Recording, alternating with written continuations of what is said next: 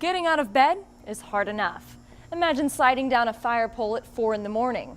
Many firemen did, and many were injured. That's why out of the 57 fire stations in Dallas, only 4 still have fire poles. Parkland's ER is overrun with sick people, so today the public hospital recommends healthy children and adults stay home instead of visiting here. This is a scene where a Richardson police officer was already investigating a traffic accident. You can see the orange markings still on the ground.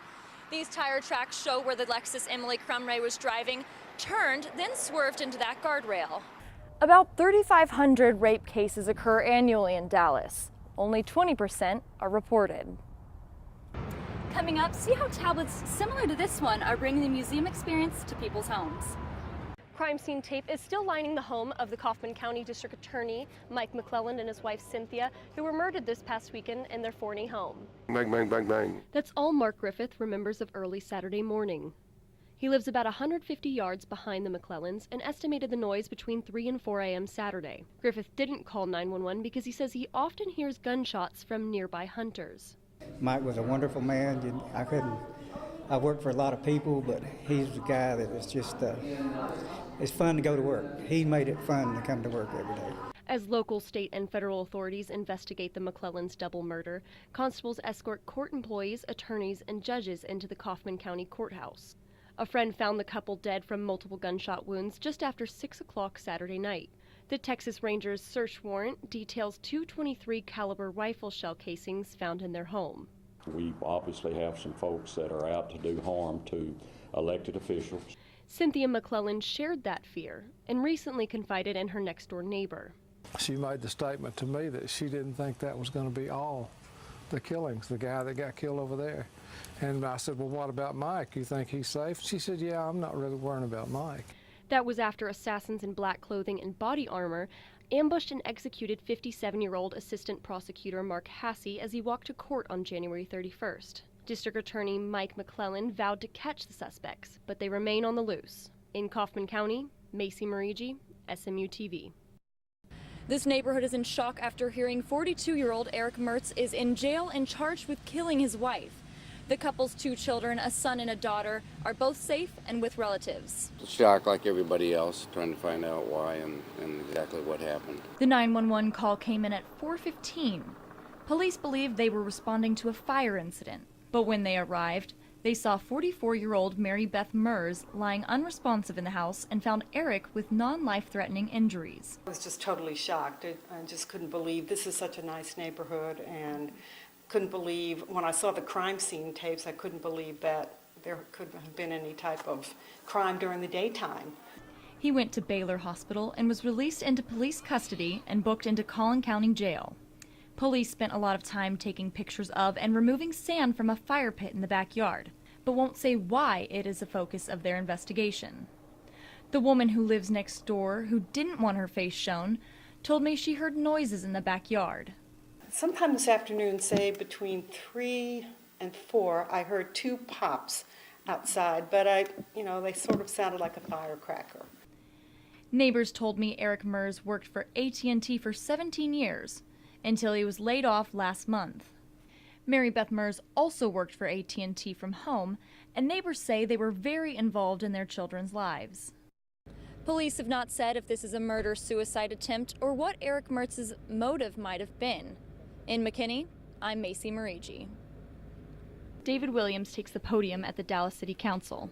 He is only 11 and can barely see over the podium. His main concerns? School safety and gun control. What is an alternative for teachers to keep their students safe in the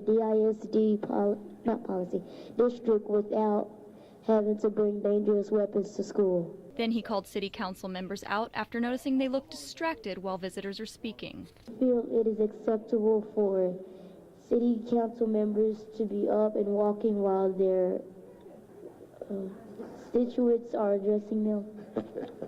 Not even William's mother saw that coming. I was very proud because sometimes it's out of the mouth of a babe that you really get enlightened as an adult. Williams believed he got council members' attention.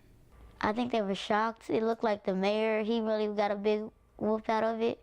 Longtime Councilman Dwayne Caraway was the only member to answer Williams' questions. The questions that you proposed to the council, those were great.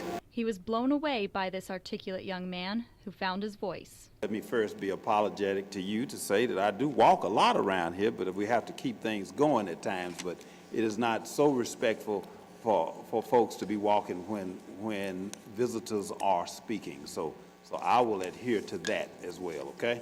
Now Caraway sees things differently. When you hear it from a different level, you kind of start paying a little bit more attention. And he made some good points. A crippled cruise ship stranded at sea. Passenger horror stories of not having food or electricity or working bathrooms, all of which might cause many people to think twice about booking a cruise.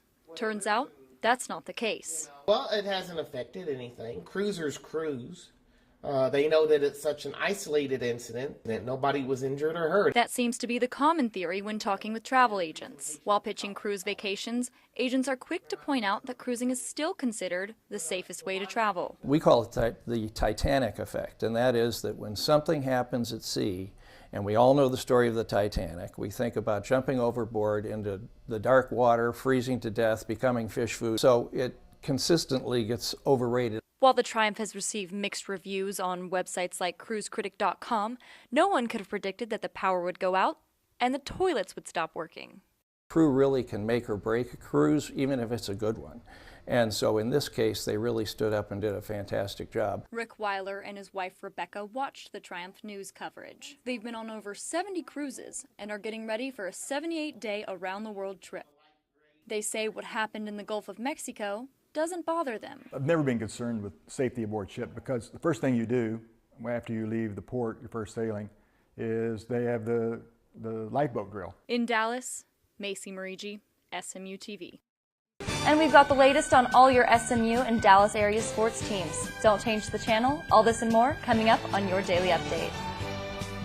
Kentucky Senator Rand Paul led a 13-hour filibuster in an effort to block John Brennan's confirmation for CIA director.